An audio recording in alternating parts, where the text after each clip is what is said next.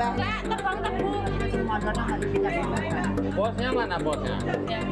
Video Sunardi, seorang kakek buruh tebang tebu di Tulang Bawang Barat, Lampung, viral di media sosial. Pria lanjut usia ini hendak membeli ayam potong menggunakan uang hasil pekerjaannya menebang tebu. Sunardi tak menyadari uang yang diterimanya sebagai upah dari mandor ternyata uang mainan. Pemilik kios awalnya mengira uang yang digunakan Sunardi merupakan pecahan uang baru. Ternyata uang itu adalah uang mainan yang sering digunakan anak-anak. Ini uang baru, ini apa uang apa, ini uang baru ya, uang baru. Aku juga nggak ngerti. Ya.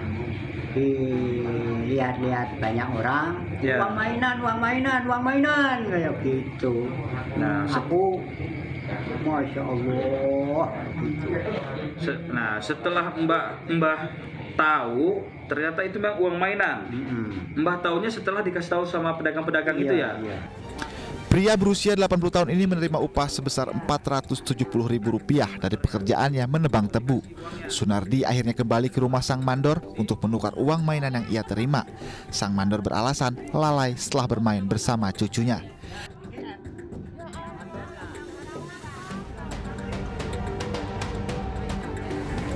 Ya, lagi-lagi ambulans yang mengangkut pasien darurat dihalangi mobil pribadi di Klaten, Jawa Tengah.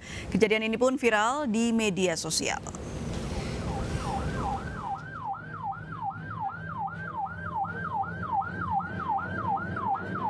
Inilah rekaman video amatir yang viral di media sosial saat mobil pribadi menghalangi laju ambulans yang sedang membawa pasien darurat. Peristiwa ini terjadi di ruas jalan Jogja Solo, tepatnya di Kecamatan Klaten Selatan, Kabupaten Klaten, Jawa Tengah.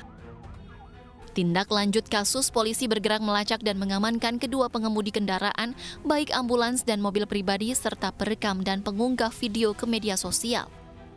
Setelah mendapatkan videonya, kita laksanakan verifikasi. Setelah kita dapatkan identitas kendaraan tersebut, kemudian kita panggil lakukan pemeriksaan baik terhadap pengemudi TAF maupun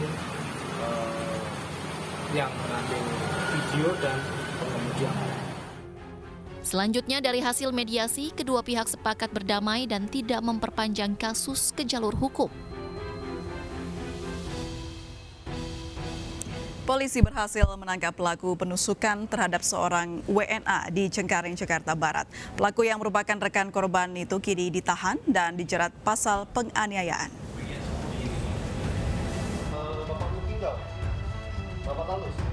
Polisi berhasil menangkap pelaku penusukan terhadap seorang pria inisial XT yang diketahui merupakan warga negara Cina.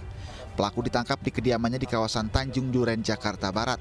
Polisi mengungkapkan pelaku penusukan merupakan rekan korban, namun polisi belum menjelaskan motif penusukan tersebut. Ini kita ambil keterangan untuk mendalami terkait perbuatan yang dilakukan tersebut. Saat ditangkap, apakah langsung ditemukan barang buktinya juga?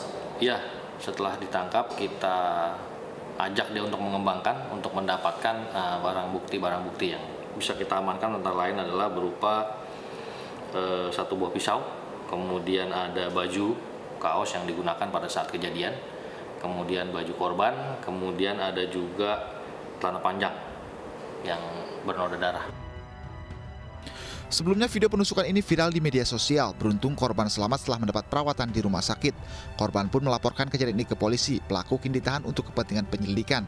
Pelaku dijerat tentang pasal penganiayaan.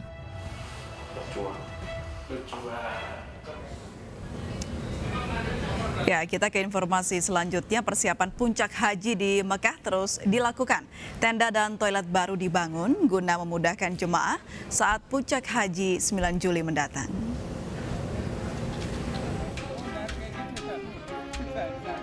Salah satu rukun haji adalah wukuf di Arafah. Guna memastikan kesiapan fasilitas di Arafah, petugas haji sektor Makkah meninjau langsung kondisi lapangan.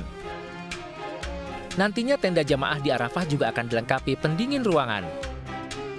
Tak hanya tenda, toilet pun telah dibangun guna melayani jamaah pada puncak haji Juli mendatang. Kalau kita lihat sekarang kan tenda-tenda sudah bagus-bagus ya. Bahkan sekarang sudah hampir semuanya siap dengan AC-AC semoga tahun ini lebih bagus lagi pelayanannya sehingga bisa meningkatkan fasilitas pada tahun ini. Sementara di Mina, tenda-tenda jamaah telah berdiri dan siap menyambut jamaah. Indonesia merupakan negara terbanyak yang mengirimkan 100.000 lebih jamaah. Mereka diberangkatkan dalam 2 gelombang, yakni gelombang 1 ke Madinah terlebih dulu, sementara gelombang kedua langsung ke Mekah. Partai politik mulai melakukan manuver jelang Pilpres 2024. Dan informasi ini sekaligus menutup jumpa kita di iNewsroom. Saya Aprilia Putri pamit, tetap jaga protokol kesehatan, salam sehat.